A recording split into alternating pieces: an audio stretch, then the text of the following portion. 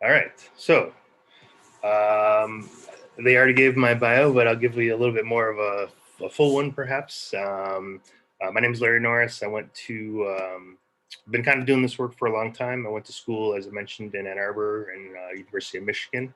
At the time, I was studying biopsychology and cognitive science. This was from 94 to 98 when it still wasn't called neuroscience yet. It was still biopsychology and cognitive science. I didn't come up with that till a little bit later. But I was doing a lot of animal research toward the end. And I was kind of saying to myself, what am I doing with my life? I just spent 4 years and now I'm going to have to do animal research. And animal research, if you ever have to do it, I don't know if anyone's done it here, is very difficult. And I don't know how people do it because you're basically torturing animals for a project or for a grant or something like that. So I was doing that on one side, but then I was also exploring mushroom experiences. And there's this sort of very big paradigm conflict I was having where here's this area of study that was about consciousness being in the brain and what I had to do to animals in order to sort of research that. And then I was having personal experience that really suggested consciousness sort of existed outside of the brain and we're swimming in it, you know? And so I had a little bit of, cognitive dissonance there. And so I decided to take a little sabbatical. And before I did that, I was writing a paper for one of my evolution classes, and I sort of independently came up with this idea. Oh, maybe there is some evolution around sensitivity to serotonin receptors in historical animals that maybe would have eaten things, and so the ones that were more sensitive or sensitive to the right degree were able to evolve through all these different things. My roommate then later on was like, "Hey, have you ever read Terence McKenna?" I was like, no. He's like, oh, he's got this stoned ape theory. It sounds just like this. And I was like, what? So it kind of blew my mind. Like, wow, there are already people thinking about this on a really, really big scale. And so that was really interesting to me. So I was like, okay, well, I want to do this research some more. It's not happening at University of Michigan. You know, the only class I could take that was even related closely with this is called Drugs of Abuse, Brain and Behavior. You know, so there really wasn't a lot of options in terms of like, well, what about these sacred experiences? What about these plant materials? What about a different way to look at it in sort of the mechanistic reductionist sort of view? And so I took a long road trip. I went to the Multidisciplinary Association of Psychedelic Studies in 1998 when it was a small office in Charlotte, North Carolina. So it's grown quite a bit since then. And they gave me a bunch of, professors and other things to kind of check out as I kind of cruised around the US. So I went to a bunch of professors and they're all like, well, I'm doing this research, this psychedelic research, but I'm hiding it behind my biofeedback research. That's the real research that everyone knows I'm doing, but I'm doing this on the side. So like the time, you know, we weren't having classes like this, that no one was really sort of open about the research until sort of Strassman was kind of the first one that broke through that in like the mid 90s with his DMT research, but it was not very common. And there was a lot of places that were still a little skittish about it. So I decided to take, some time. I got to San Francisco, I sold my car, moved to Hawaii, spent about 11 years in Hawaii. During that time, I came across ayahuasca. So now I've tried mushroom experiences and ayahuasca experiences were like sort of a different level of strangeness. You know, it was just like, wow, this is, I get what people say when they're talking about plant teacher or, you know, sort of this guide or this wisdom that doesn't seem like it's coming from me. There's an intelligence there that's beyond anything that I've ever imagined in my life. So what's going on here? So I ended up becoming really interested, and then I was like, okay, well, I need to do some studying. So unfortunately, Hawaii is great for everything else, but there wasn't a lot of studies there in this area. So came to San Francisco to the California Institute of Integral Studies. And then there I was able to actually explicitly study ayahuasca experiences. Again, I didn't have to hide it behind anything. So that was really key for me. I didn't want to be sort of doing two research projects at the same time. I just wanted to focus on the one. So, so I just graduated my dissertation this January. And the experience, the dissertation was basically on ayahuasca experiences and meaning making. So looking at the different archetypes of transformation, different types of themes that come up, the different types of sort of ways of looking at, you know, similarities and differences and why that's important in terms of meaning making. And also what I thought was really important is like, you know, when you have these experiences, it opens you up. And if you're not in the right framework or somebody's in a different framework, they're going to be telling you something that may not totally value your experience. So, for example, if you have a neuroscientist helping you with integration or meaning making, and they say, oh, all consciousness is inside the brain, you're like, but my experience said that consciousness was outside of the brain. Well, no, that's wrong. This is, so it's like, it's this kind of like, how do you allow this meaning to emerge organically? And that, I think, was a really big part of my dissertation, was really sort of opening up the conversation. So it wasn't just, because a therapist, they can do great work around psychological challenges, that type of thing. But if somebody has a sacred, multidimensional entity type of experience, usually that's something that's diagnosable, right? So most people are like, oh, I don't want to go to a therapist to talk about this really important experience because I don't know how they're going to take it, because it's not in their sort of field of research to even sort of study that for this type of thing, unless you get to transpersonal psychology, those types of things. So that became a really big part of my dissertation. That also was sort of what influenced the organization of ERIE, which is a nonprofit entheogenic research, integration, education that was mentioned. We were trying to do peer integration circles for just that fact. People were like, hey, I don't feel safe going to these different places to talk about, these experiences that are really profound. I don't know if they're going to be held in a good way. Where can I go in a peer supported community where people have familiar with the experiences, that sort of know how to do reflections, and we keep it very open. We allow for reflections to happen, and always are amazed at the sort of the beauty of the reflections that people have, like everyone's drawing from their inner experience. So we really look at it as we're all kind of co-facilitating the circle. Which is a really good way to hold it. But we found that was really great. We started in 2011. It's been about 9 years now, and it's been really great for keeping people from being alienated or isolated. They're like, wow, there's community here. I didn't have this really intense experience. I'm the only one. And it's really strange. I don't know why this happens, but there's always themes. It's an unspoken theme that usually will pop up. Like all these people will come to a circle and they'll all be working on the same theme, so it really starts asking these other questions of what is this sort of level of consciousness? How can people be drawn or attracted to this one space and all be able to share something that kind of, hey, I was coming here to share something similar, so what is this, and start looking at coincidences and synchronicities in a new way, but yeah, so that's ERIE. We also do a lot of educational events. So if you go to the website there, we have a YouTube channel that has quite a few different educational events from 2012 basically till today. So that's pretty exciting. And then here we are on the general topic of the day, which is Decriminalized Nature. So Decriminalized Nature was an organization that formed in December of 2018, and we kind of moved forward from there. So it's been really great to kind of have these three different things weave together, because I'm sort of understanding in sort of a research-oriented, paper-oriented, methodology, experience kind of way. I understand it from the experience of working with people together in sort of real life. And then also now taking those insights, because the idea is integration is meaning making, you make meaning of it, but then you got to implement it. Otherwise, you're just sort of spinning your wheels or playing in the sandbox. I had this great insight, but I'm not doing anything with it. Okay, well, hopefully that's not a wasted insight, right? So Decrim Nature was just sort of the next step of how do we make these insights actualized into world. And so this is what we're doing here. I'll talk about a little bit more about sort of all this. Hold on a second. My chat box is over top of my slideshow. Okay, there we go. So let's see. So I'll talk a little bit about where we're going for the talk here. First thing I want to do is I just want to, before I even get into Decriminalized Nature, I'm going to talk a little bit about some key terms, some paradigmatic ideas, and some critiques that we've heard, at least one critique that we've heard around Decrim Nature, just to clarify some ideas, sort of let us get into the general topic. Then we're going to talk a little bit about who is Decriminalized Nature, what's our origin story, how do we sort of evolve. I sent a big packet of information, the DN Organizer's Handbook. That has a little bit of that story there as well, but I'll go over that a little bit. Then I'll look at sort of different approaches to policy, sort of the idea of a resolution versus an ordinance versus an initiative. What are the differences there? Why is it important? What does it matter?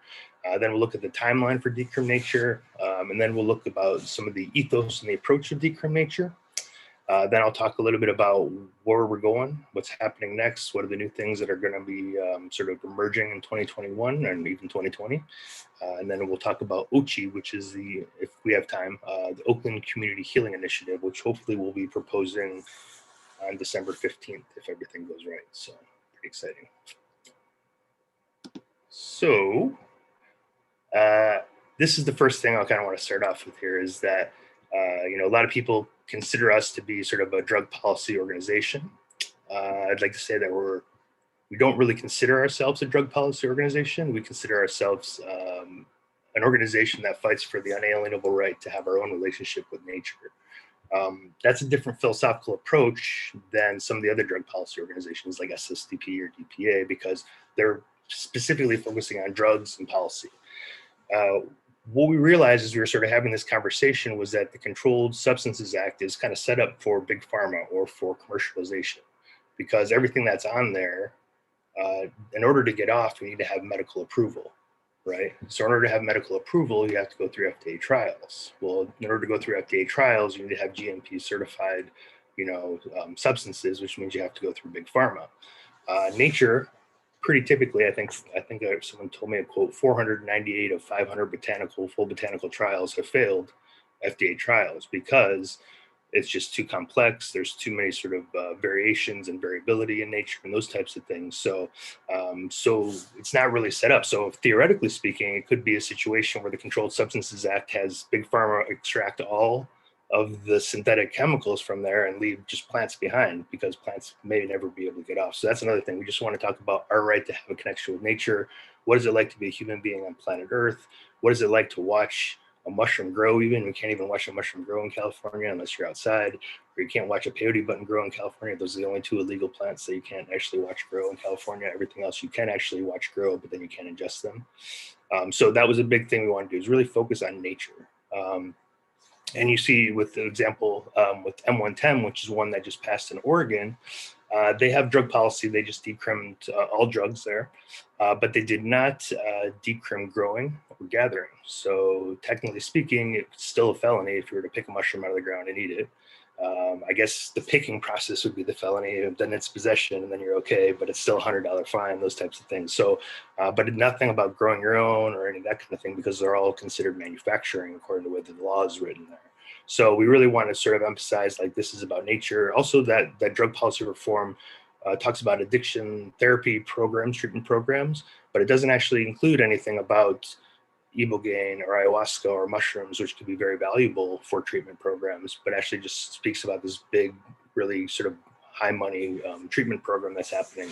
So hopefully our hope is that in the future, we're able to sort of merge all these different ideas together and find some sort of unified vision with the three different ones there.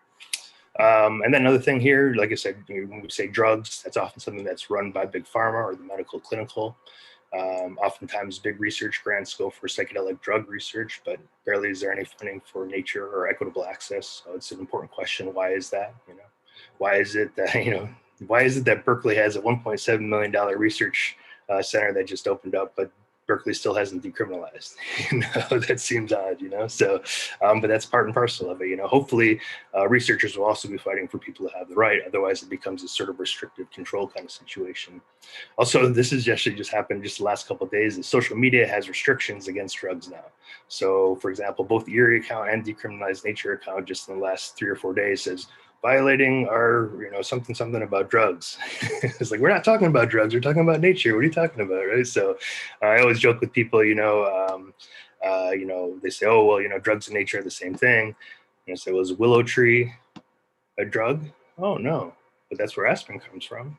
So, it's really, what we're realizing is the pharmaceutical companies have extracted a lot of the sort of chemicals that we use for medicines today from nature, but haven't actually sort of, they don't sort of make that distinction between the two. They kind of just all lump it together as drugs, which gives them that control element, Hey, Larry. Yeah. Mm-hmm. We have a quick clarifying question. What's Sure. the difference between decriminalization and legalization? And this is perfect. That's actually a great question, because I don't think I even put it on the list here. So thank you. So decriminalization would be basically, or abrogation, I think is the other term that they use. It's basically like taking away criminal penalties. Like, I can grow my own tomatoes without anyone arresting me. Great. But my tomatoes aren't legalized. Right? There's no need to legalize my tomatoes. So you're just kind of seeing there, like decriminalization is taking away the laws. Legalizing also often means, okay, now we need to regulate. Now we need to find models of sales. Now we need to find XXYZ, those types of things. So legalization is a controlled kind of scenario. And if legalization, this is a concept we've been saying around, is that legalization without decriminalization leads to incarceration. Because if it's, legalization framework is a very strict framework, and anything outside that, you often hear the term illicit market. Well, that's not okay. With cannabis, that was a big thing. Oh, well, there's the dispensaries and the illicit market. The illicit market is somebody growing a plant and trading with their friends. What do you mean that's illicit, right? So that's the thing. The difference between decriminalization and legalization. We feel that decriminalization has to happen first before anything else goes on, because otherwise you're just going to have a system where special permit holders, and this happened actually in Oakland recently, where cannabis permit holders that were paying all this money for cannabis permits went after somebody that didn't pay for cannabis permits. So now there's an enforcement and incentive for enforcement because, oh, you're not paying the same thing I'm doing. You're cutting out my market share, those types of things. So that's the challenge around legalization. We want to start off with decriminalization to make sure people can grow their own. No caps, as many as you want, no limits, I should say, as much as you want. Be able to trade it with friends, be able to hold ceremony, be able to have, house events or something like that without any problems. And that would be kind of decriminalization, just like tomatoes, just like, cabbage, just like onions, whatever else that you're growing out of your yard, you should be able to just do that. So I hope that answers it. I don't know if there's more clarifying to that. Sound good? Yeah, okay. So here are some other terms that really speak to some paradigms, some ideas. So again, we're talking about drugs and nature. Those are two different kind of paradigms. When we're talking about entheogens or plant material, I like to use the word entheogen, but there's a lot of terms that have been used here. Typically in scientific research, neuroscience research, you hear the word hallucinogenic. That means sensations that appear to be real but are created with the mind. So basically fundamentally unreal experiences, right? Even before that, there's this idea of psychomimetic, where this experience is mimicking psychosis. You have the psychedelic, which is the mind or soul manifestation. Entheogen is the word that we use, which is generating the divine within. Some people, the idea behind it was to come from enthusiasm, the same root as enthusiasm, entheos, not theo as in God necessarily, but enthusiasm, like inspired with divinity, if that's a good term, so like speaking to more of an inner experience. We found that's actually been really great to use in terms of the movement though, because I would rather spend 2 minutes defining what entheogen was for somebody than trying to unpack 50 years of what people assume psychedelic means. Because everyone's got news stories, everyone's got, either stigma or not. There's always understanding of what a psychedelic is. But if you talk about entheogen, it allows people to really start fresh. Typically, entheogen for us is more natural materials versus synthetic and natural, but that could be argued either way. So probably the next one is a little bit more just natural. That would be ecodelic. That was a term created by Richard Doyle at the Penn State University. Basically means Gaian or ecological, earth manifesting. And plant teacher is one you hear a lot when, referring to like sort of indigenous cultures in South America and things like that. One of my dissertation committee members is Luis Eduardo Luna, who coined the term in the early 80s. And I had a pretty interesting conversation with him that he was like, I actually don't think plant teacher is the right translation there, because teacher is still a Western idea, like somebody's teaching something to you. And he says, probably a better or more accurate term would be one that offers knowledge. Here's this knowledge, it's here, there's this wisdom here, but it's not like this different dynamic that you might see sort of in the Western world of teaching. And then I kind of put this at the bottom here because I saw this and I've been trying my hardest to work on this, because I often say paving the way too. But since we're talking about nature, maybe we want to say, instead of paving the way for new things to happen, we want to say tending the garden or stewarding the land. Those types of things. I know in the little intro for this class, I think I said we're paving the way or something like that. I was like, yeah, I guess we are, but maybe building a trail, I guess. I don't know. So that's just new ways to kind of use language and how each of those things will set up a condition in your head, set and setting. Set and setting is basically your internal experience, your external environment. When you say these things, you're creating an image, creating an idea that sort of has certain assumptions to it and paradigms to it. And so those are what those terms are sort of reflecting there. This next little area here I want to talk about is because I hear some of the drug policy people say this, which I think is kind of interesting. So they often say, oh, well, you're doing an appeal to nature. This is a naturalistic fallacy, right? And they're sort of claiming that, us focusing on nature is sort of bad because, it's elitist, because we're not trying to decrim all drugs. And often they cite how arsenic or other sort of natural poisons are dangerous, but while synthetics can be safe. And I always think this is a very strange argument because nobody's talking about arsenic. Nobody's talking about poisons. No one's talking about poisonous mushrooms. You can eat as many poisonous mushrooms as you want. You won't go to jail. Nobody will bother you, right? We're talking about illegal substances. And in the illegal substances, yes, mushrooms have a very, very safe profile. Ayahuasca has a very safe profile. DMT is a very safe profile. There's always risk. There's always some things that could be damaging or harmful. But considering what we're talking about here, these are very, very safe in comparison to some of the other things. So I just want to sort of clarify that because I think it's something that comes up a lot. So I should probably just be part one only, but we'll do part one. We might get into part two. This is creating a movement. So how did this start? So now that you see kind of the ideas of the words, you kind of see the ideas of some of the concepts behind it. Here's kind of more about what is decrim nature, how do we evolve, that type of thing. And this conversation was kind of what started us when we met in December of 2018. We started talking about Denver, we started talking about Oregon, what are the differences between the two? Denver's talking about decriminalization. Oregon did have legalization and decriminalization, but then they pulled out the decriminalization language to only do to legalization, and then 110 ended up doing the decriminalization, but at that point in time, 110 didn't exist. And so we really wanted to make sure that we honored plants. We wanted to make sure that we honored the decriminalization aspect. We want to make sure that we honored equitable access, and most importantly, that we started from this place of compassion, really look at everything from a place of compassion and love. And that means that, we come from social justice. We want to sort of, encourage abundance. We want to encourage connection with community. We want to encourage openness. And so this is something that we started off. A lot of times people also think love is sort of all sort of, rainbows and butterflies, so to speak, but there's also fierce love. And that's something that we're doing here. Sometimes you got to stand up strong and say, hey, you know what, nature is our right. Big pharma, no, you can't come and take this, this type of thing. So sometimes fierce love is important. And that's just like a mama bear protecting the cubs kind of thing. And this is important because when you sort of have that approach as you're coming in with this sort of idea of love, then there's different ways to sort of engage with this process. You have, the resolution process, the ordinance process, and the ballot initiative process. The resolution process, the nice thing about this is it keeps it in community. It keeps it connected. It keeps it compassionate. It means that you're working with the city elected officials, which is also really important because what's the big problem we have right today is none of us really know how to work in democracy. Like we've been so kind of disillusioned with it. I can only speak for myself. I was really disillusioned with it. I thought nothing can really happen, but actually local elected officials are really open to hearing the conversation. They're open to engaging with you. They're open to, sort of, working together with you for the betterment of their community. So the resolution process we have here, that's what we did with Decrim Nature.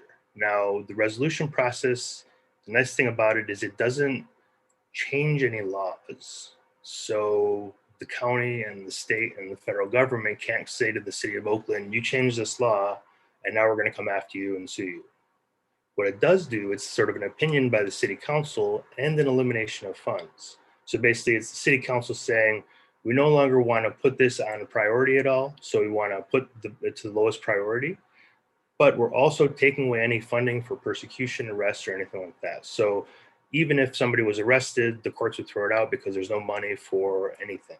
So there's the way to sort of get around that legal loophole.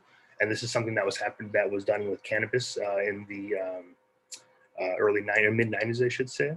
So this is nice because it's low cost. It just takes volunteer time. It just takes energy. It takes sitting and connecting with your elected officials, which we all should be doing anyway. It takes one read, so it can happen pretty quickly. Ann Arbor was like, we didn't even expect it to pass that quickly, and it did. So that's a good way to go about starting this, because what we're trying to do is build a movement, trying to build, power. People say, well, cannabis is still, so this is still legal at the federal level, but yeah, so is cannabis still legal at the federal level. But yeah, there's dispensaries everywhere. People are doing this everywhere. So it's really about starting to start this conversation. And the nice thing about this too is once the city council approves, it really gets into different communities in a different way than if we were just sort of standing on a soapbox talking about it, because now this is a city elected official who says these have healing properties. So that's really sort of beneficial as far as the conversation goes. The ordinance is what we're going to try and do with OCHI. Now that's a little bit trickier because it is a change in the admissible code. It takes 2 reads, a little bit more time and effort as well. The thing about the municipal code change, what we're trying to do with OCHI at least, is we're trying to look at this as we're not asking for permission, we're asking for protection. And we shouldn't have to ask for permission to have a relationship with nature. However, there are laws at the federal and state level that could come down on people. So can the city protect community-based practice from happening? So they can make sure that there's not any issues. And, at the end of the day, they wouldn't have to spend any money if the state and federal government doesn't come after anybody. So we're really trying to shift the power dynamic here. We're not asking the government for permission for this. We're asking them for protection of our rights. And then this last one here is the ballot initiative, which you saw happen in Oregon and actually happened in DC as well. Much, much more expensive. This is what happened in Denver as well. Oftentimes it skirts around the elected officials. So you have a situation where the elected officials aren't really engaging with you. They're not hearing about the benefits. They're not knowing to go to you to talk about this kind of thing. And I said it's really expensive. California state would be around $30 million. The resolution in Ann Arbor costs about $500. So it was a really strong impact, but much, much, much significantly less money. I think the DC initiative was like $1.2 million, something ridiculous too, So that was just, within 2 months of each other, Ann Arbor paying 500 and DC spending a whole bunch more. We didn't fund that ourselves, but Bronner did. So let's see here. So let's go a little bit and talk about our timeline here.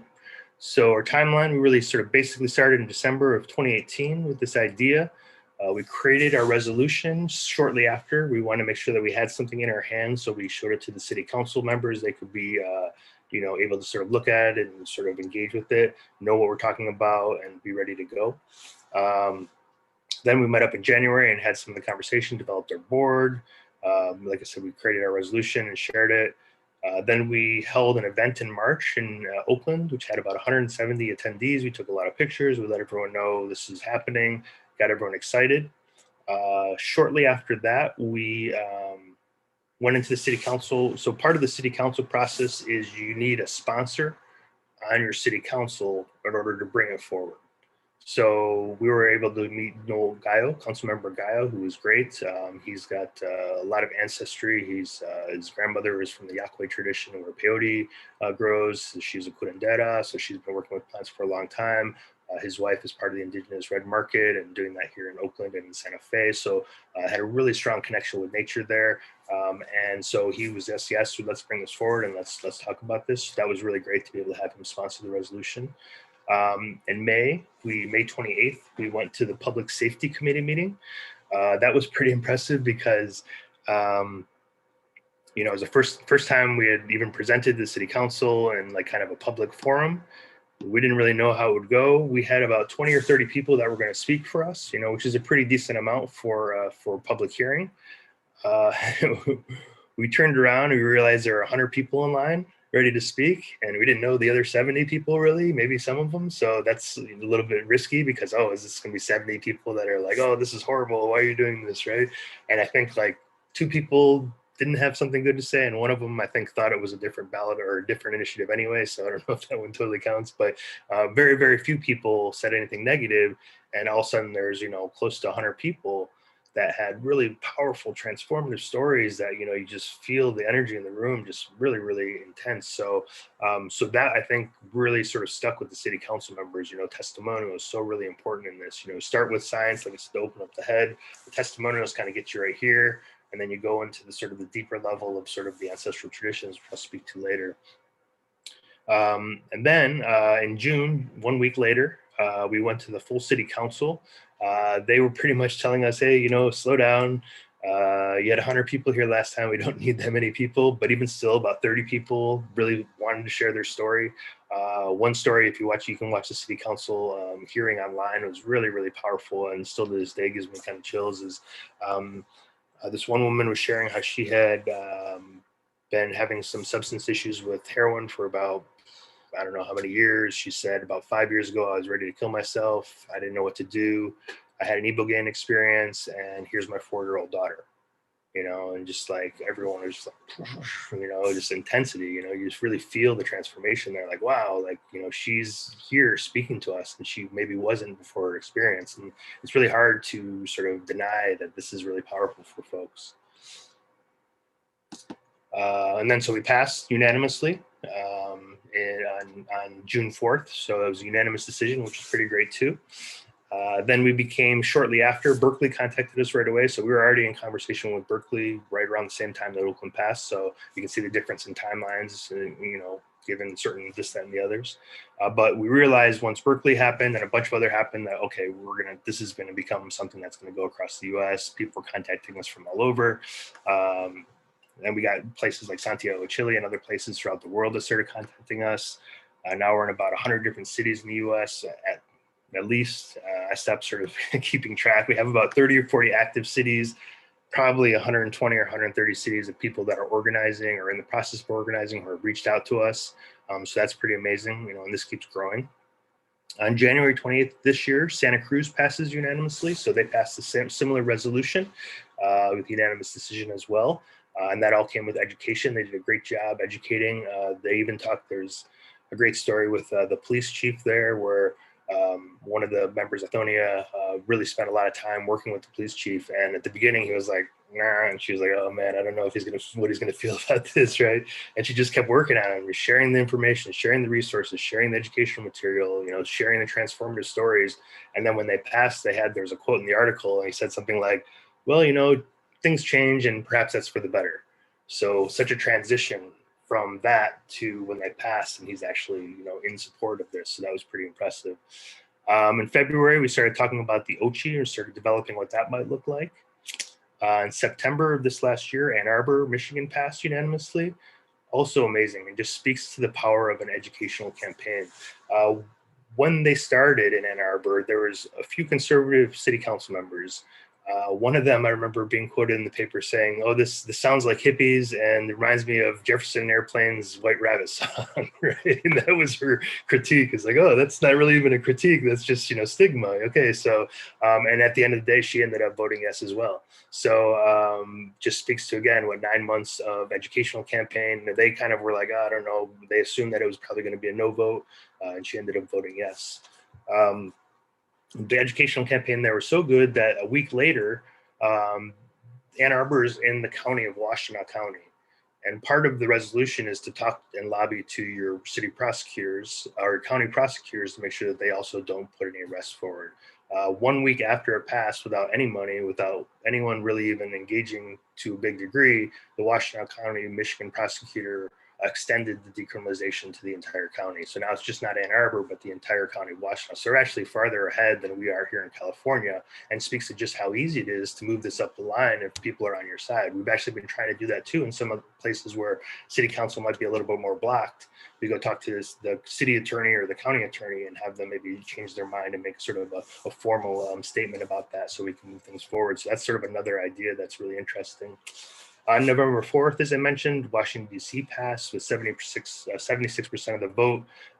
That's really impressive in terms of a number.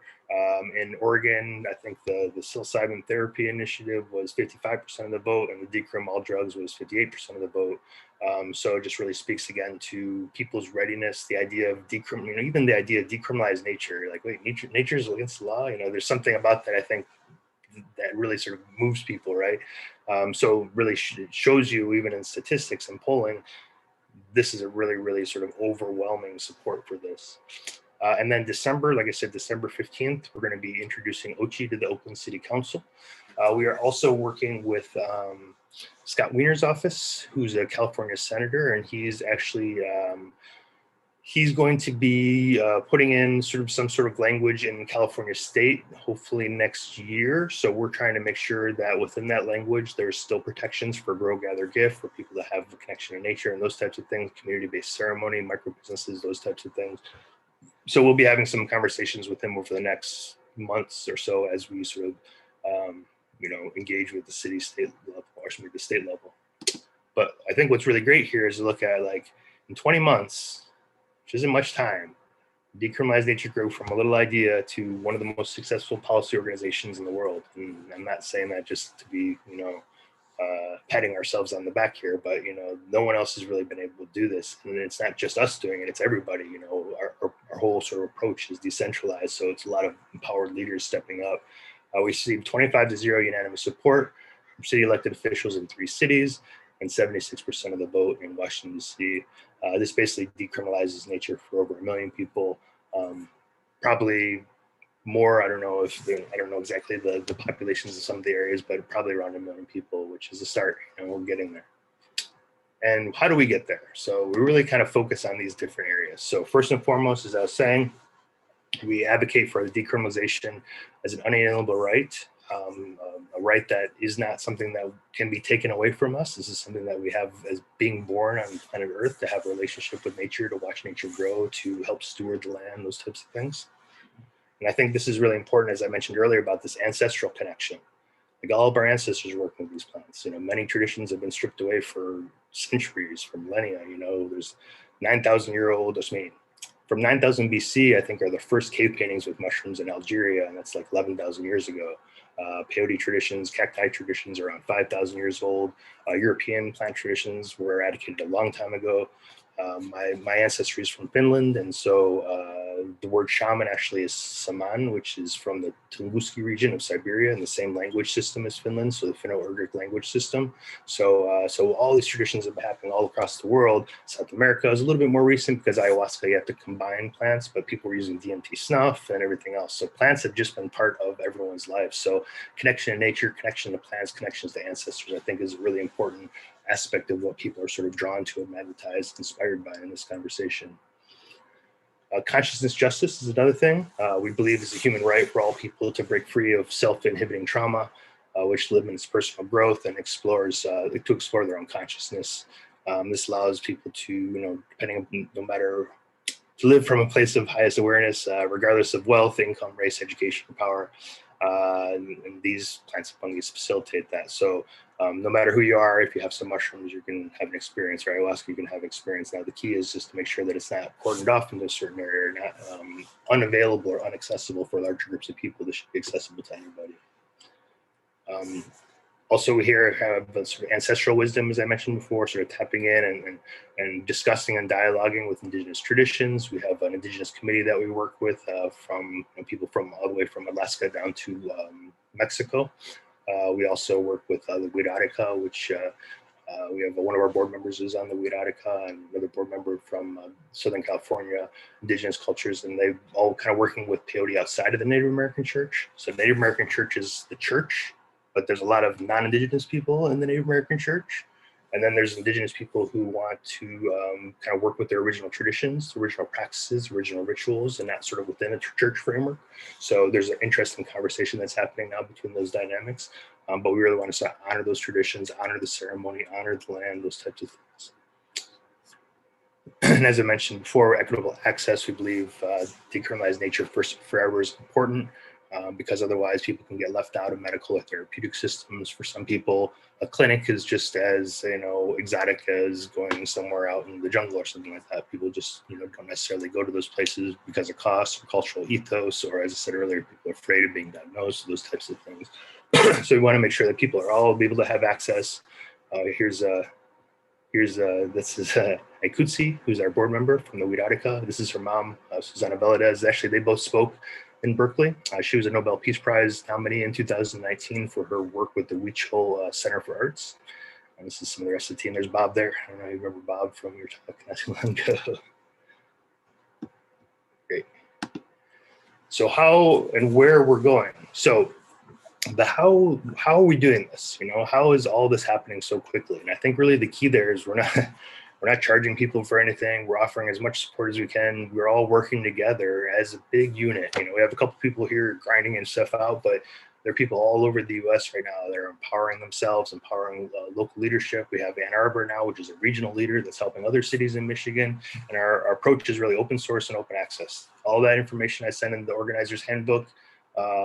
Anyone can use that. There's resolutions in there. There's templates how to write press releases. There's templates how to write a letter to the city council member.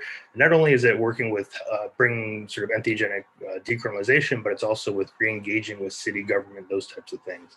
I guess a decentralized approach, allowing local leadership to emerge, or really just bringing support, because everyone that passes a city resolution now has the wisdom of how to do that. In Ann Arbor, it might have been different than Santa Cruz and Oakland, those types of places. So now giving everyone sort of their own process and learning how to make it happen, and then we can kind of merge and share ideas.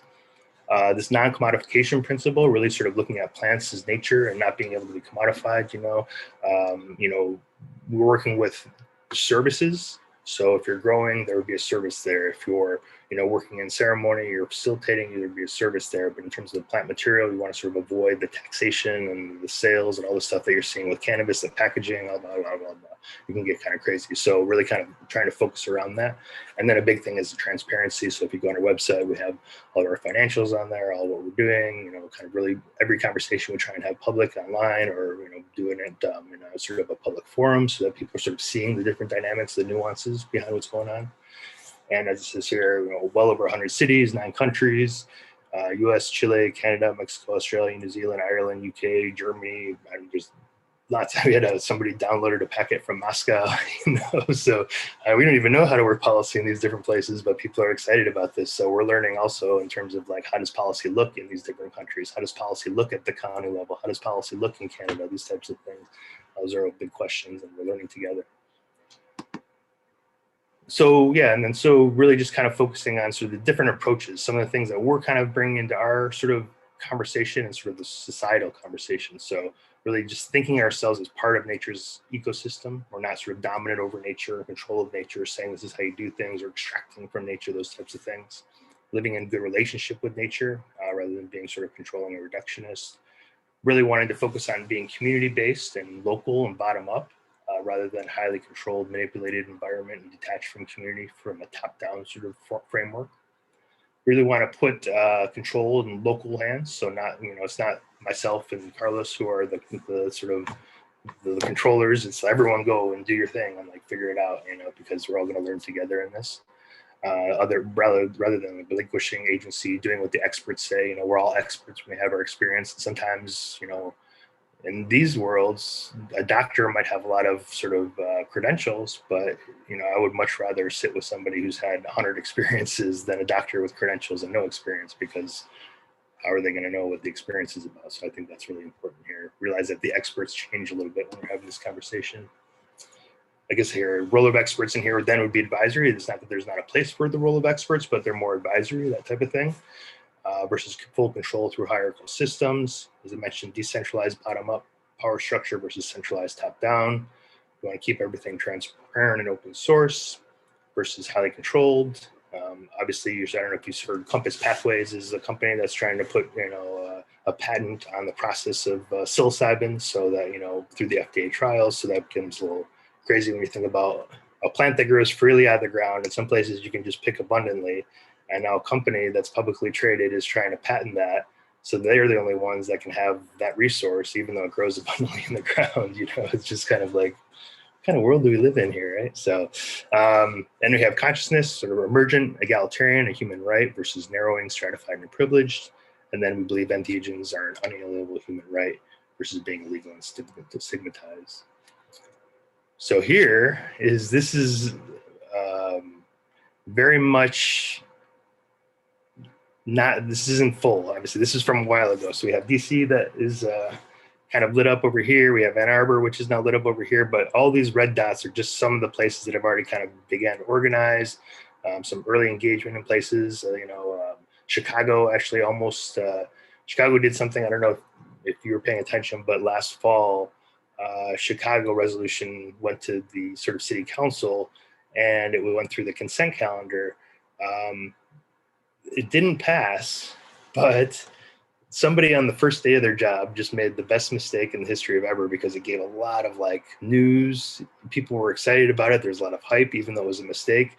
But the first day on the job, and they put adopted instead of passed to next committee. So everyone thought, oh my gosh, Chicago just passed. What's going on here, right? And so that was pretty exciting, but they're still working on it. Hopefully they're going to go back into committee by December. They've been held up by coronavirus, but Chicago's on the plate. We have a lot of cities in sort of Florida that are interested, some in Atlanta, a lot in Texas.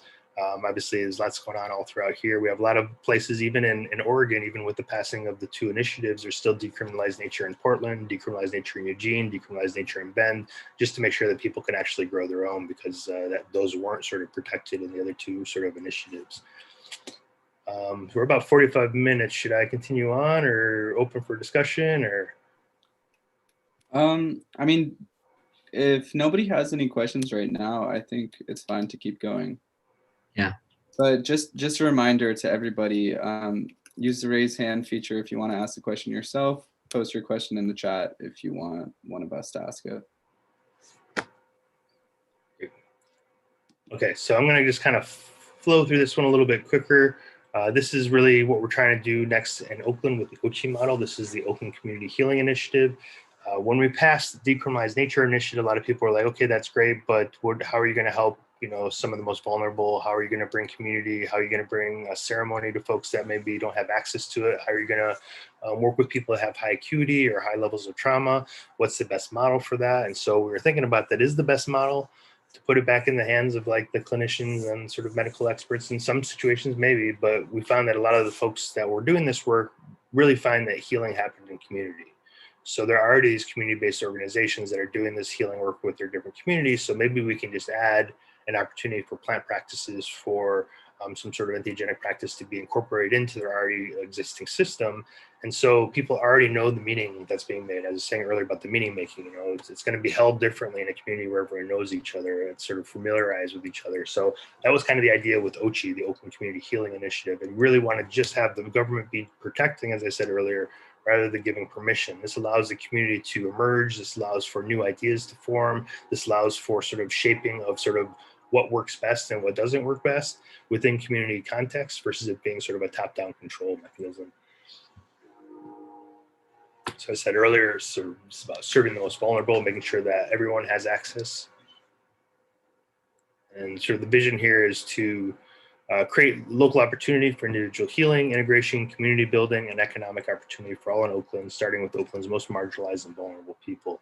A big part of this too is outside of the healing, the integration, the community building is we're really starting to look at micro businesses. You know, how do we make sure that venture, you know, we passed in Oakland on June 4th. On June 5th, we had venture capital companies from Toronto, Canada, already calling us, asking how they can move in and do business, you know, which is kind of like, oh, slow down, you know, maybe a congratulations are in order or something before you are ready to move in and start your business, you know. So that's one of those things that kind of like throws you off a little bit and realize like, wow, there's a lot of people who are trying to get in on this, just like you see with cannabis. A lot of people have cannabis money, but what about local economies? What about local opportunities? We figured that if we're going to give people an experience that allows them to open up and sort of realize and has an opportunity to change their narrative, is that ethical if we don't also allow opportunities for how to, you know, find a job, you know, get food that's healthy, you know, have opportunities that, you know, they maybe wouldn't have had otherwise. So how can we create a micro business system from this that allows for all that to happen? So that was one of the visions of our OCHI model. So the core principles there, creating containers of compassion and security, bottom-up approach, and a nonprofit approach. So we do collectives or community, you know, organizations or churches or nonprofits or those types of things that would be able to work with this. And yeah. Hey, Larry. Yeah. We have a question from, I think, the previous slide, and it's from Nelly. Could you talk about what some of these communities look like and how they use psychedelics for ceremony and healing? Sure. Yeah. I mean, so a variety of different communities. You know, there's communities in East Oakland who are working with, you know, radical healing models. There are people who are working with ceremony that want to, you know, because ceremony, the way we sort of did this is we realized that there's a lot of different communities throughout Oakland. And because of that, that means that each one's going to have their own unique interests, their own unique styles, their own unique wants or needs.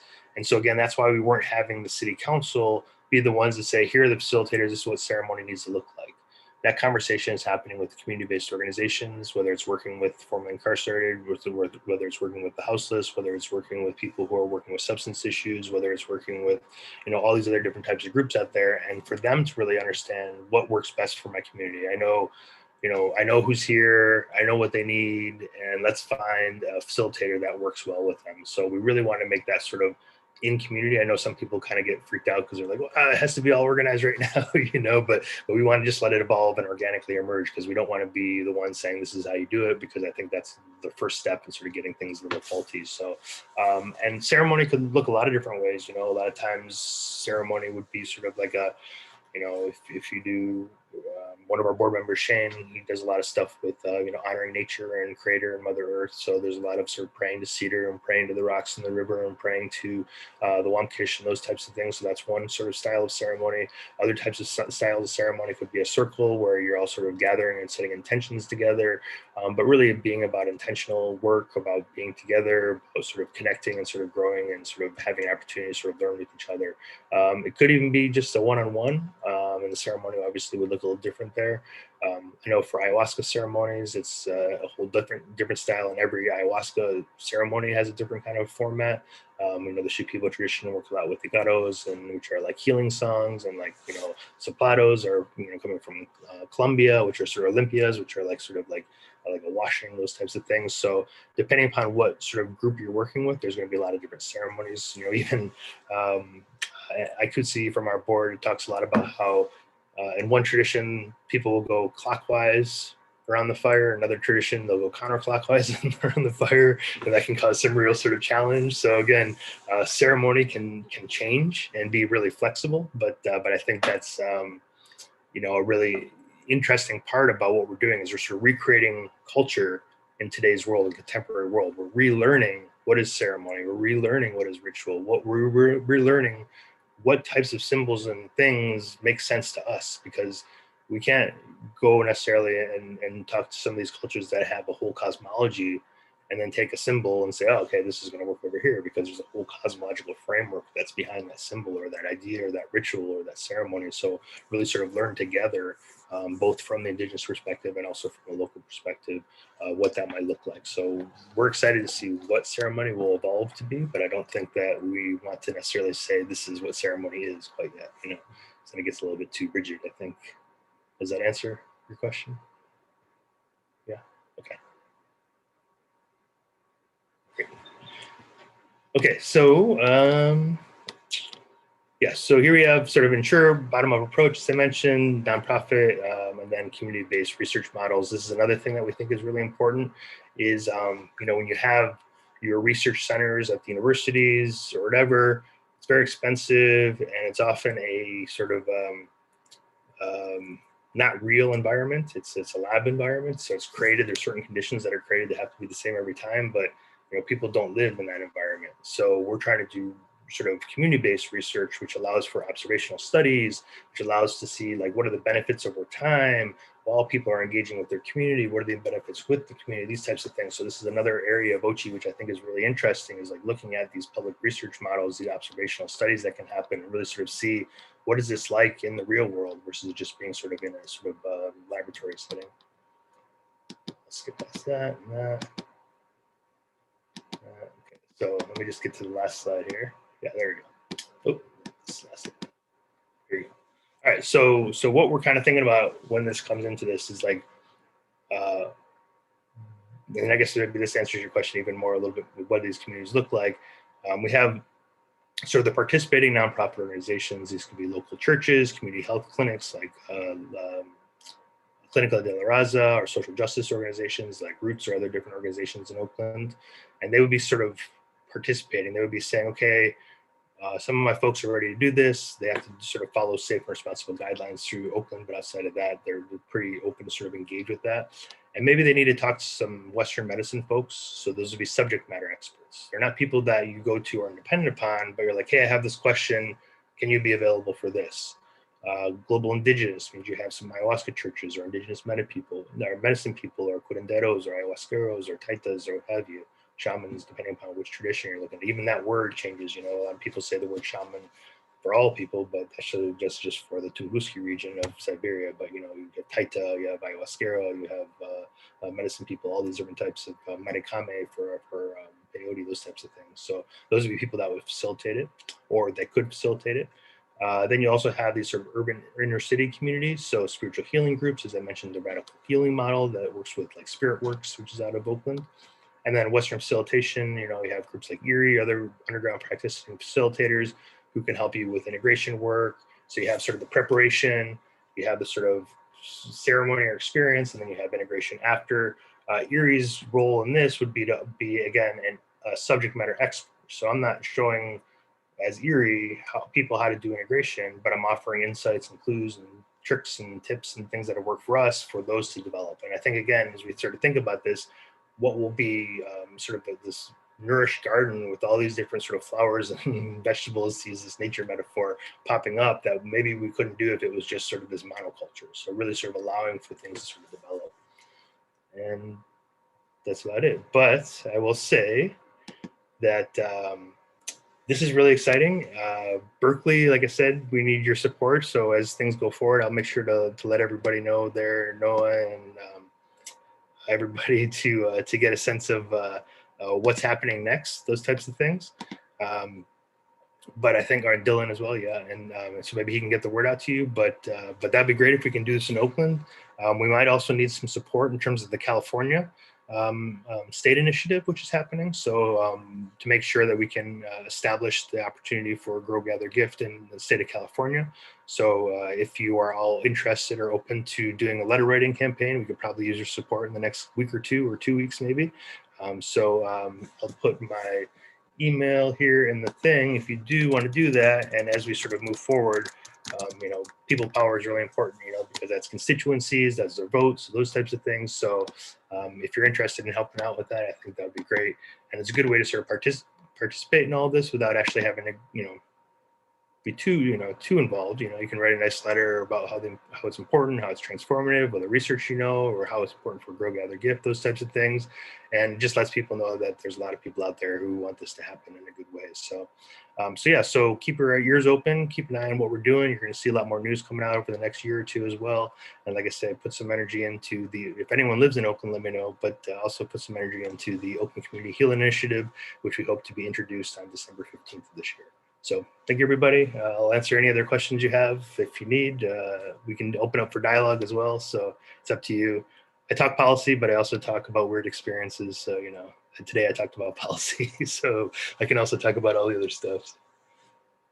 Yeah, Larry, thank you so much. We have a couple people that signed up to prepare questions in advance. But I think that there also might have been some chat questions. Yeah, Oliver, do you want to ask your question?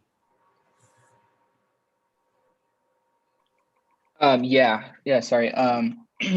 So I was just wondering what your perspective is on the relationship between psychedelics and capitalism, and especially as things are continuing to decriminalize and eventually legalize. I was just wondering what your thoughts are on that. Yeah, I mean, it's tricky, because there's a publicly traded company that's coming out almost 3 or 4 every day, and they all have, there's a sort of critique recently of, a psychedelic news paper that was basically just republishing a PR that was making these really wild claims because they're trying to get their stock price up, right? So that could be dangerous, because, when it's on the stock market, when it's publicly traded, profit is about, the key and only criteria for making things work. It's not about care for people or anything. So corners will be cut, things will happen, those types of things. And also I think it's challenging because, you have, one, for example, just the Field Trip Health, which is out of Canada, just opened some retreat center in LA, and it's looking at $5,000 or something like that, ridiculous. And it's all posh and everything. It was like, who can afford that? $5,000, how many ounces of mushrooms can you buy, So I think this is a big conversation. I'm sort of maybe to the farther side of it, where I think, these are sacred materials, and yes, you exchange for, the person's, basic costs for growing or basic costs for services, or grow your own and those types of things. But I would really be sad to see these in dispensaries or that type of thing, because it just takes away from it. There's packaging, there's plastic, there's energy that's coming in there. These are energetic beings. You don't put like a wise being in a store and slap a packaging on it and say sell it for this much. So I have my own personal thoughts on that. I think in terms of the micro business idea, I think that's a good idea because like I say, venture capital is like chomping at the bit, especially with all their cannabis money that they have. But micro businesses allow things to happen in community, and allows to support community-based practices, allows services, allows, you know, opportunities for people to grow their own in a good way, that type of thing. So it's, you know, that would be capitalistic, or trade of some sort is happening there. But it's not this sort of runaway hyper capitalism that we see, you know, because I'd hate to see, you know, Starbucks, you know, there's mushrooms on every street corner, and it'd be like, oh, what's happening? But you know, that's just me. And what are your thoughts on that? Just because I'm curious when people ask that question, kind of where your direction is. Well, first of all, thank you for your response. I was just asking because our previous speaker touched a lot on the kind of potential issues that can arise in a capitalist society when, for example, big pharma could potentially get their hands on, you know, whether it be mushrooms or any other entheogens or sacred plants, and try to kind of exploit them in a capitalistic way. And I just, you know, given your position and your role, I was just wondering what your thoughts were on it. But thank you. Yeah, thank you. Yeah, you know, and that's another thing we discussed a lot at the beginning, and that's why nature too. You can't patent nature. You know, you can try and extract chemicals and patent a process, but even the Compass Pathways, who's trying to patent the psilocybin, they have to patent the psilocybin making process, right? So as long as we stick with nature, and our idea was, okay, we can't beat out venture capital because there's like a gazillion dollars, estimated gazillion dollars. But what would we do? What's the best way to like deal with that? You know, you see in Oregon, you know, the cannabis market is low because everybody grows cannabis.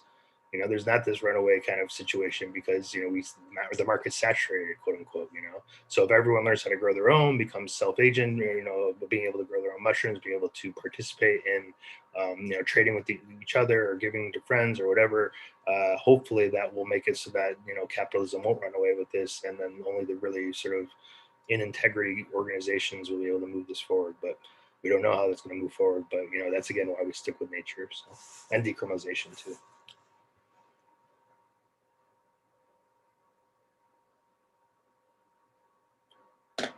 Sheer, do you want to ask that? Sorry.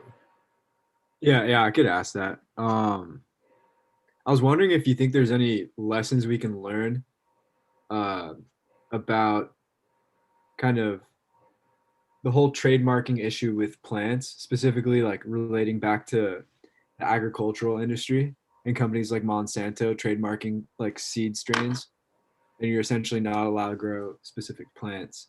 I was wondering if that is an issue with psychedelics as well. Yeah, I mean, so far, all the cases have lost in terms of patenting plants and things like that because they've been going on for so long in terms of these types of plants. You know, people have known about them for a long time. Tristan's been working with them for a long time, but that doesn't mean that there's not people trying. There's somebody in Germany that tried to create pharmawaska by extracting MAOI or harmaline from a copy vine and, you know, DMT from a chacruna plant and call it something different. Or you have, you know, now you have, because, you know, in mushrooms, you know, there's, of course, pharmaceutical companies want to say, no, it's just this one thing. That's, you have this full mushroom, but it's only this one thing that we can synthesize that's the most important, right? So of course they say that, but this is my bias. But there's also, you know, outside of psilocybin, there's psilocin, there's norbaeocystine, there's baeocystine. Believe there's even beta carbolines, which is similar to the ayahuasca thing, but none of those necessarily have high, you know, people are saying, oh, well, it's not noticeable, so it's not really effective. But, you know, a lot of people say the entourage effect with cannabis, with all these sort of things work together in unison, the terpenes and the CBD and the THC and THCA and all that kind of work in unison. The same thing is sort of suggested with mushrooms and other things. So now you have these pharmaceutical companies who are like, oh, okay, well, let's find out if they work. So now we have 5 pills to sell you. You know, psilocybin, psilocin, baeocystine, norbaeocystine, beta carbolines. Oh, what a great market play, right? But, well, why don't you just eat the mushroom? You know, it has all 5 of those things in there. You don't need to create 5 of them and sell them to me, you know, sell them back to me, right? So yeah, so that's a big issue, you know, patenting, intellectual property, all that kind of thing, especially when we're talking about, you know, ancient cultures that have been doing this for a really long time, you know. How do we make sure that, you know, people are able to sort of have access and not be sort of relegated to having to go to a pharmaceutical to get material that, you know, grows naturally? And maybe this is a little easier than other places with Monsanto. Maybe it's harder for some of the stuff to grow. With mushrooms, you know, if you know the basics, you can grow, almost anyone can grow more than you could possibly eat in a year pretty quickly, you know. So Thank you for that. Mhm. Should I see Annabelle has a question too? Let's see if I read that. Or is that a question? Let's see. I think that was just a It's comment. just a comment. Okay. But there. Ooh, wow. Oh, Eddie has his hand raised. Do you want to ask your question? Yes. Okay. So I know you pulled up the map earlier. That was like really insightful to see where decriminalized nature is getting. But I was wondering if there are particular regions of the country that like need more attention, maybe because their communities are suffering more because of the current legislation. I mean, suffering because of legislation is different than, you know, we have a conversation about like sort of the war on drugs is about incarcerating people's bodies in jails, and the war on consciousness has been going on for thousands of years before that even. So that's pretty much all over the place that's happening. So the arrests for these aren't like a huge level, but we have had, you know, across the U.S. I mean, people in New York City are moving this forward. People in Baltimore are moving this forward. People in all throughout Florida, you know, Mississippi, Atlanta, Texas. We had some teams from Oklahoma. We haven't heard much from sort of the Nebraska, Wyoming area, but we do have a Montana team that's coming around. South Dakota, North Dakota. There's sort of less people there that are sort of reaching out, and I don't know if that's because of sort of a stigma still, where they're sort of worried about doing it, or if there's just not a chance there. But yeah, I mean, it's all throughout the U.S. for sure. You know, even Maine and Alaska, and I think we have almost, outside of maybe 5 states, we've had somebody, you know, reach out from almost every place, and most of the places, you know, are doing pretty well. Now Texas is different because it's harder to do there's certain places that you can't really do citizen-led things, you know, so they have to go through these different sort of models. So Dallas is trying to work with city attorneys and working with city council members in a different way.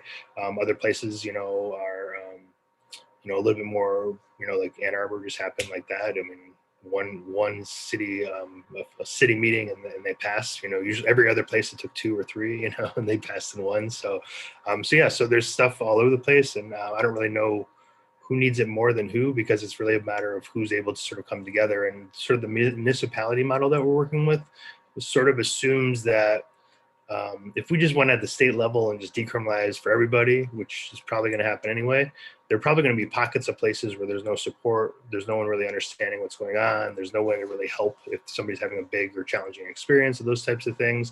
So our model is like, if people can come together and pass at the city level, more than likely there's enough community there that support systems are already sort of existing, that there's some sort of way, there's some sort of framework, there's an infrastructure that's there that people can get support and help that they need, because last thing we want is for people to have bad experiences and then also that becomes a news story, you know, that type of thing. So we're really kind of just, we're not pushing it so hard, we're just kind of letting it emerge organically to see kind of, well, who's around and who's available to make things move forward, but also that also has the support systems there. So I don't know if that really answers your question, but hopefully.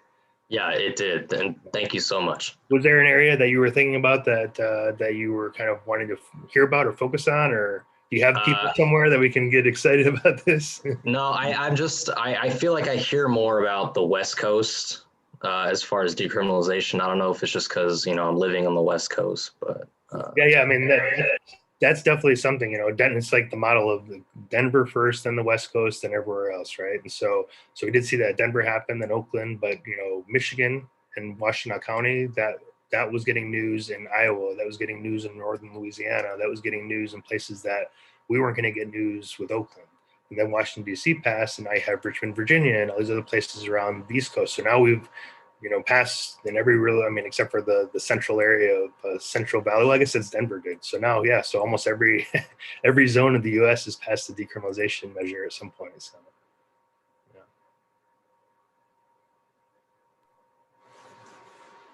I have a couple questions from Sarah, who messaged them to me.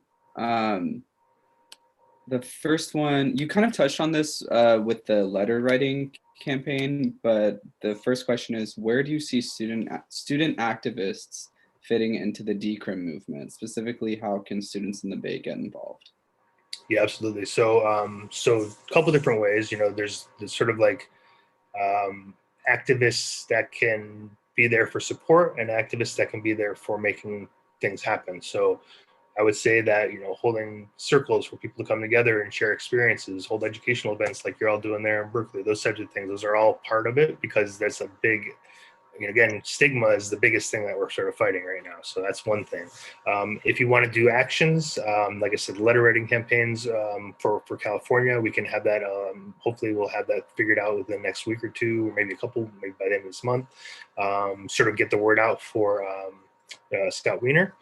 But also maybe, if you want, there's a group out of Rutgers that sort of formed to try and do something in New Brunswick. So there are student groups that are becoming decrimination groups as well. But since Berkeley's already happened, maybe what you all can do and be like, hey, where's that decriminalized nature thing happening? And like enough people start like contacting their city council members, because maybe that'll get them to sort of push it. I've been trying to talk to the sponsor, but he's like, okay, we still got to wait for this committee to be able to meet. But even that might be something. So if you want to even do that, that might be a fun little, sort of, I don't know if you want to have a new final for everybody, write your Berkeley City Council member. But that might be helpful, because then that at least let them know it's not just a few of us that are trying to contact them, but a whole bunch of other people that are interested. So if you are interested, I did put my email up in there so you can contact me. Or if you're interested in this sort of a class project or sort of maybe extracurricular activity, I can send some information to Dylan or Noah, and kind of get you a sort of template as to what to write and help you find out who your city council members are. I'm guessing maybe all live in a similar. Do you all kind of live in similar areas in Berkeley, or are you all over the place? Or because there's a certain like district that you're going to want to get into, and then you want to make sure you contact your city council member, because that equates to a vote. You might want to contact them all, that would work too, but you're going to have probably more pull with the person who's actually the leading of your district. Yeah, just because this is all on Zoom, I'm assuming that people are pretty scattered. Sure. Yeah, everyone who's in Berkeley is probably near each other. But besides that. Yeah, but we'll definitely email you after this, and we can figure out maybe a way to send people more information about how to get more involved. And if people are in other places that aren't Berkeley, then there's a lot more chance, because chances are there might not even be a group where you're at. So if you have a spot that you think that's got a pretty sort of progressive city council and you want to sort of move this forward, we can send you the packet information. We set up virtual meetings with different people from all over the US whenever they're doing this, kind of give them sort of strategy and tips of how to move it forward. So that's even better. So if you're not all in Berkeley, Santa Barbara, all this kind of things, Davis, yep. So all those great. So looks like I have about 10 new decriminalized nature teams just formed. So good job, guys. So maybe that's the better way to do it, and since a lot of you are from California and from different places in California, you can also do that state sort of letter writing campaign will really sort of pack a big punch too, because it's not just necessarily from Berkeley, Cool, thank you. I actually have one more question from Sarah, which is, let me scroll to it. How do you, or I'll send this to the chat also, but how do you practically see ensuring that equitable access and non-commodification of psychedelics, particularly at this moment where psychedelics are being seen as an emerging industry? Oh, yeah, okay, wait, let me just send this to the chat. Sorry, I just think delete the word "that" from there. Like, how do you practically see access and non-commodification of psychedelics? How do you practically see ensuring? Yeah, okay, wait, yes. Okay, does that make sense? Sure, yeah. So I think you put quotes around almost the right word, which is industry. Like anytime somebody uses industry, you're just like, oh boy, we see where this is going, right? But yeah, no, I think that like I said, the best way you can do it is just learn to grow your own, to be able to help people grow their own, to be able to sort of create communities. It's happening. Commodification is happening. We're fighting as hard as we can, but there's a lot of power behind the other things. That was one of our concerns with Measure 109 in Oregon, is that it just kind of creates this one particular licensure system. And if you're outside that system, it doesn't work for you. Most of the people that are in the underground will not be able to access most of this stuff outside of even just the sort of equitable access to all the different communities. But I always think that's interesting. They have a lot of these underground people who are like, yeah, let's do this thing, and then don't realize like, wait, you're not involved in that. You won't be able to participate that way. So, so really just like, that means all of us have to fight to make sure that it's not just legalization or licensure or clinical or medicalization, but we all fight for decriminalization.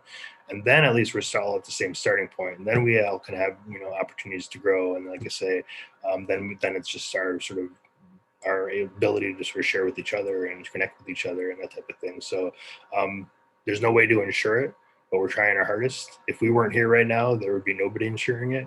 Because Denver, is on. There's one of the guys at Denver. He's got a little bit more of sort of a corporate mindset. Nothing wrong with that for Denver, but that wasn't something we were interested in. And Oregon is a little bit more of sort of the therapeutic mindset. So, so that's why we even created Decriminalization, is to make sure that this was possible. Well, whether or not we'll succeed, we'll find. Time will only tell. But the more and more people that are interested in having this conversation versus other conversations, I think will change sort of the narrative. And I think that's what we're in a big narrative fight right now, which is the best way. Even though people have done through nature for thousands of years, this new model, which has only started maybe in the last 10 or 15, claims that it's the best. So that's part of Western world, I guess, right? So. Maybe it is, but maybe not. Thank you. Yep. And what's your suggestion? Because I'm always curious too. What would you think would be a best way to ensure equitable access and non-commodification, given this sort of overwhelming pressure by money, interest, and those types of things?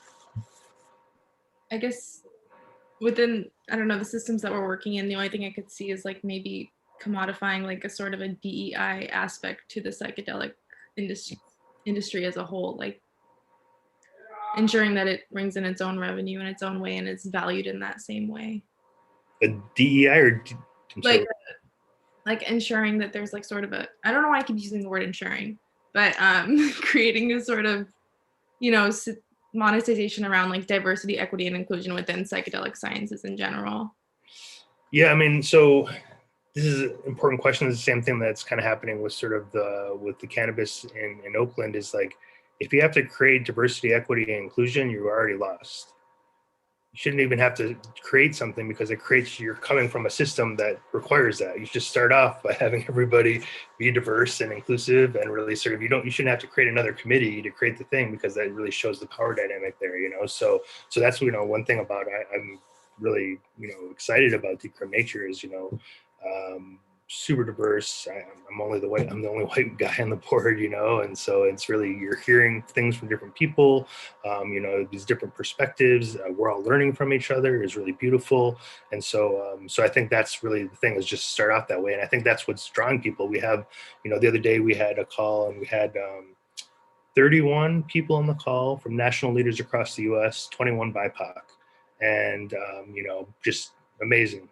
Like hearing people's stories and hearing why people are there and hearing what people are interested in and how they would sort of view things and how they would build things. And, that's how we have to do this. We have to do this as a community, because these plants come from all over the world. And so it's natural to be all together sharing and talking about this. So, so I think that's a really important conversation, but it is tricky, because you have to have that particular mindset to start setting it up that way. So you don't have to then sort of second guess and think about how to create a new thing later to make sure it's included, if that makes any sense. Yeah. That makes perfect sense. I feel like just because I haven't seen a model like that, it feels really impossible to envision, but this is really exciting. Thank you. It probably is impossible, but we're going to try anyway. We're doing pretty good, but we're going to keep trying. So, we need more support on that too. And if you want to sort of help out with that and you're in this area, like everybody on here, as we sort of move forward, especially with Ochi, as that kind of gets to the next step, we're going to need a lot more support in terms of teachings and connecting and infrastructure and all that kind of thing. So keep us in mind for sure. Thank you.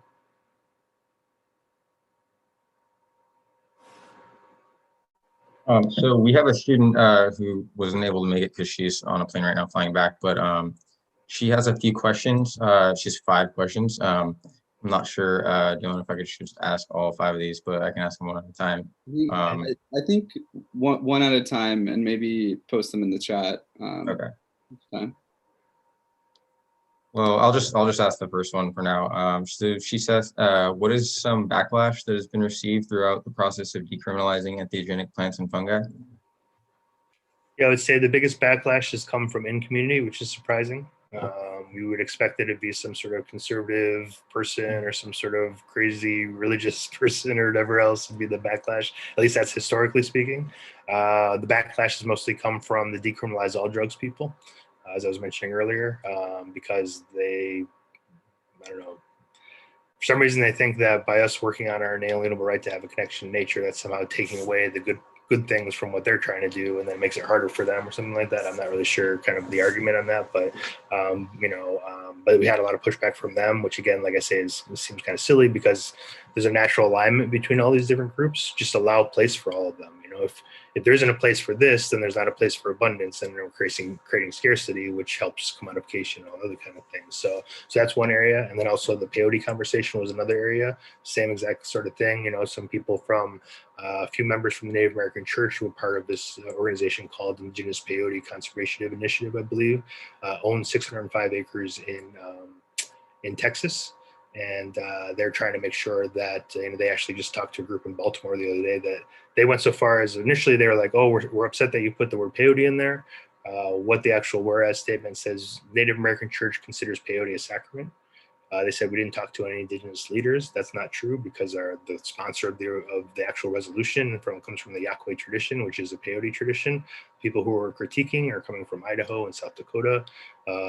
Co-founder of Decriminalization is also from lineage that has peyote tradition. We have people from the Wiatica tradition, which is 5,000-year-old peyote tradition on our board, and our allies with us. So that's a big conversation we're having, and it's unfortunate to say that they went to Baltimore and they told them keep it criminalized altogether, right? And then the same organization, the same woman who was leading this organization, who said to Baltimore to keep it criminalized altogether, a week later was in the newspaper talking about how she's working with Journey Collab, a pharmaceutical company, to synthesize mescaline.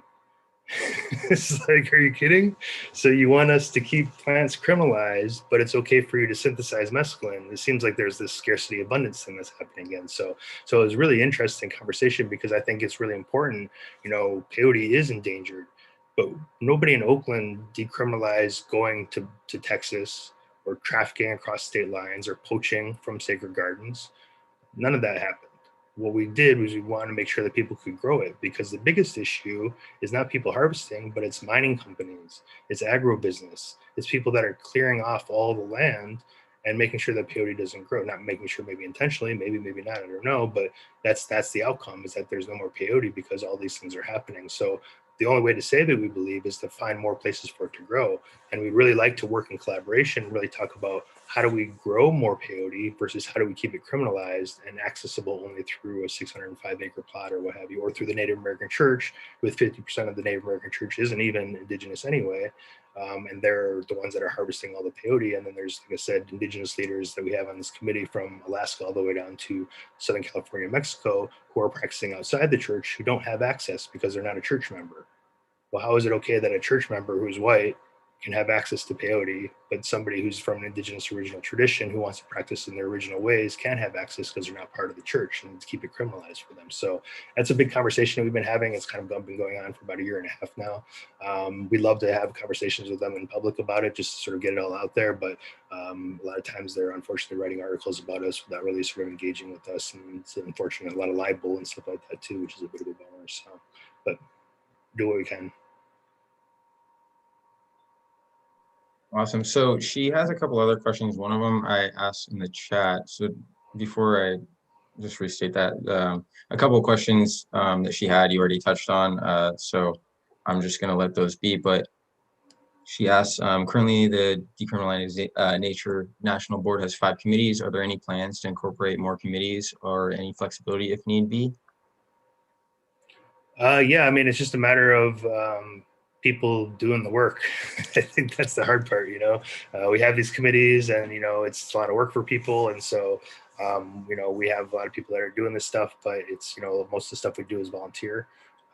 But if people want to help us, please contact us, and we can sort of bring people into the fold on that kind of regard too. But it's weird right now with coronavirus because we can't do the things that we want to do because we're stuck doing this over virtual meetings, which is a bit of a bummer and makes it a little more challenging to kind of feel somebody and build infrastructure and that type of thing. But yeah, reach out and contact in terms of the committees. That would be great. Awesome. And then the last question she has is, how long do you think it'll take to change the current narrative and perspective on entheogenic plants and fungi, and how this be implemented in schools? Is there an equivalent educational mass movement as Say No to Drugs that debunks the idea and instead bases its argument on peer-reviewed research and data? Could you start off? Because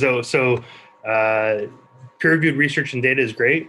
It seems to me that a lot of the researchers aren't behind decriminalization though, because they're I don't know, whatever. I've heard people say, oh, this is going to ruin our research, or oh my gosh, like what happens if one bad experience happens and they have to stop the FDA trials? I'm actually more concerned if one bad experience happens in FDA trials than I am in community, because that's what's going to mess people up. And that can be as simple as somebody making a mistake, some scientist or researcher making a mistake. Peer-reviewed journals, there's all these paywalls and everything as well, so it's not accessible to folks a lot of times. I'm glad that research is happening because it allows for these bigger conversations to happen, but a lot of the folks are it feels like they're sort of reaching a little bit for some of the research. It seems like there's a lot of big claims being made right now, but we don't even really know why it helps depression. Again, it's not just that it lights up a certain area of the brain. There's this inner experience that's happening. So we really have to figure out how to sort of merge this quantitative and qualitative understanding, this, sort of ancient perspective understanding, this sacred perspective understanding, to really get a sense of that. And I don't know what the first part of that question was, but I went off on peer-reviewed journals there for a minute. So the first part was, how long do you think it'll take to change the current narrative and perspective on entheogenic plants and fungi, and how this change be implemented in schools? In schools? Oh yeah, gotcha. Okay, so yeah, I mean, that's like a further down the road kind of narrative right there. But I would say that I wouldn't have expected in June of 2018 that this has moved so quickly. Like it's moving fast. Like I think we've been in almost every different media publication that there is that exists that's talking about this now. And how about the fact that everyone's using or having to use the word entheogen in legislative language? Like it forces people. We're now forcing people to have to say, because entheogens means sacred plants. That's why we use the word. We said if we had sacred healing plants, they could maybe edit it out and then it's medicine. But if we use the word entheogen, it's an uneditable word and it has all that container in there. So, it's sort of like a snowball effect. You just kind of see it happening right now and it's moving pretty quickly. Now, what does this look like on the school level? I would love for there to be a situation where people are learning real information. These are the things that you should sort of be aware of. These are the risks you might want to be aware of. Here's how you hold ceremony. Here's how you hold community. Here's how you do preparation. Here's how you do integration. Not that this is going to be in like a Say No to Drugs kind of, or some sort of that sort of program for an educational thing. But, if you look at a lot of these traditional sort of cultures, initiatory rites of passage is common. And that's around 13, 14 years old, So I'm not saying that people at a young age should be having these experiences necessarily. That's not really part of the question, but traditionally speaking, that's been part of the cultural context, So it makes sense that people around that age would be able to sort of understand or learn more about this in a good kind of way. But it's important for us to sort of create new information, educational materials that can really help with that process and sort of get out of the sort of fear mechanism, show the risks, those types of things, but also show sort of the importance of sacredness. And, I've met people who, live with people who do a lot of ceremony, and it's kind of like it changes the dynamic. It's like, there's like this thing about scarcity when you're like, oh, this may never happen. I got to try it right now.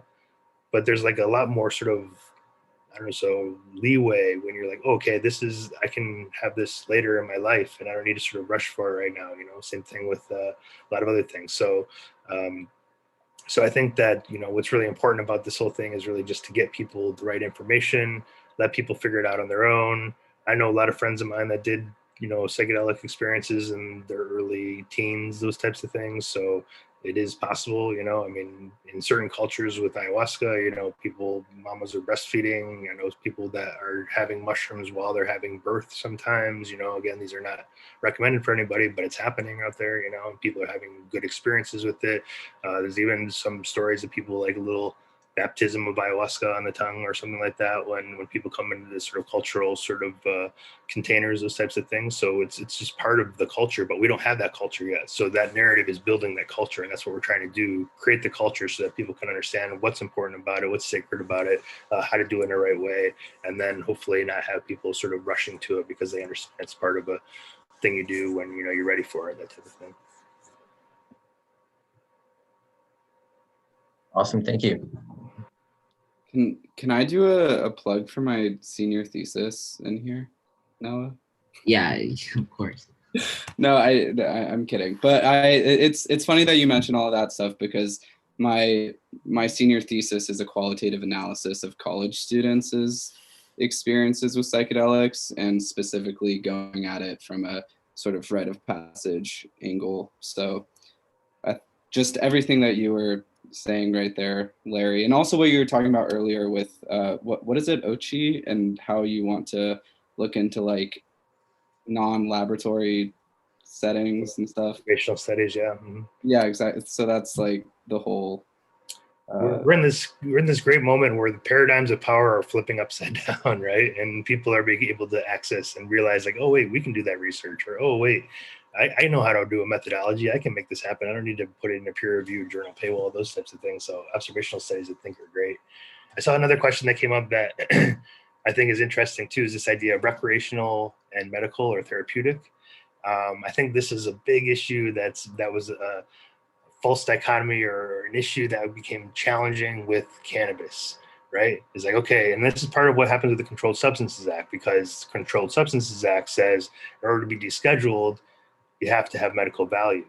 So it creates this dynamic, medical versus recreational. Well, what's the power dynamic there? If it's not medical, it's playing around, right?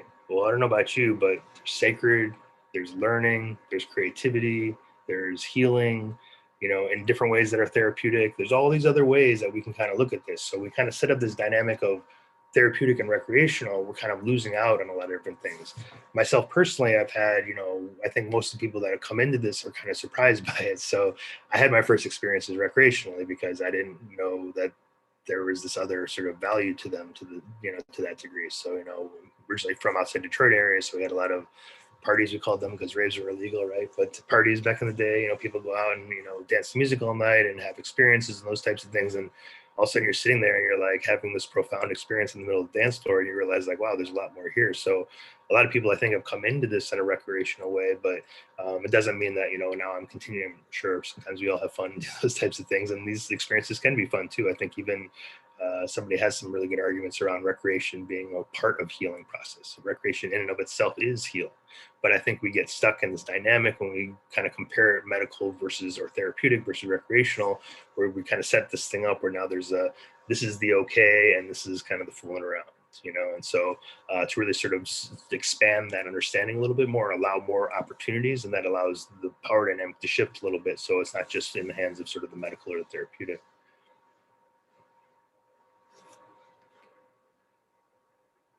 And let's see. Do you support, advocate both, or think that one is more? Oh, is that Anna too? Okay. Yeah, it is hard to eat mushrooms and not think about things. We had somebody ask yesterday on this talk. Oh, by the way, there's some. If you go on to Facebook and look at the Portland Psychedelic Society, or on YouTube, I have a longer talk of my dissertation kind of stuff. So if you want interested in that, diving into like meaning making, what that's all about, that's on there. And then if you want to see the conversation we had last night, which is really amazing, was myself, Ohi's son from Atlanta, and Jane Latimer. We talked about the soul home experience, right? What is this experience that we have where we kind of feel that this reality is sort of not illusory or three-dimensional or whatever, but our spirit lives somewhere else. And so what is the, you know, the nature of consciousness? I might have even talked about this earlier, but you might want to look into it, because it really sort of taps into a lot of things that, you know, are really interesting, that we can start feeling comfortable talking about now, you know, because at some point in time, I think a lot of the neuroscience, a lot of the medical is just a safe way to say, oh, we're studying this, but we don't have to talk about these really far out weird things, right? But we need to talk about the far out weird things because that's part of the experience. That's part of what this is all about. And so if we're not having these conversations, we're sort of, sort of trimming the bush before it's ready to grow, it's kind of leaving everything sort of not fully effective in the full conversation part of it. So sorry, I lost track of thought there and somebody walked in the house. So, but no, I think it's really important to engage with this on a sort of a larger level, to be able to talk about this from the consciousness perspective, from the sacred perspective, from the nature perspective, also from the medical, because that's important, also from the therapeutic because that's important, also because those are certain models that certain people can only go to.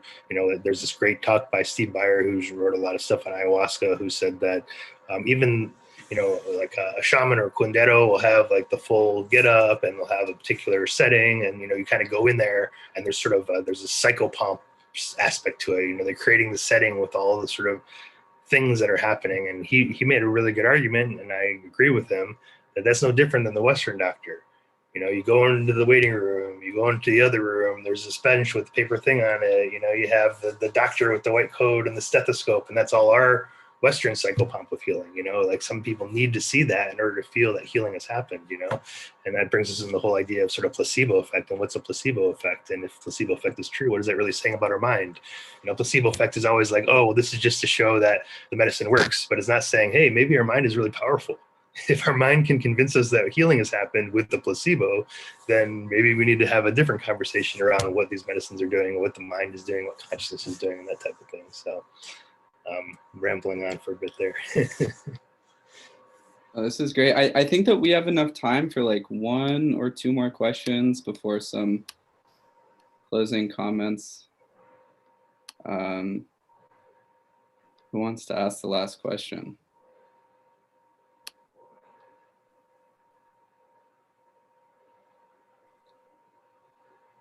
All right, well,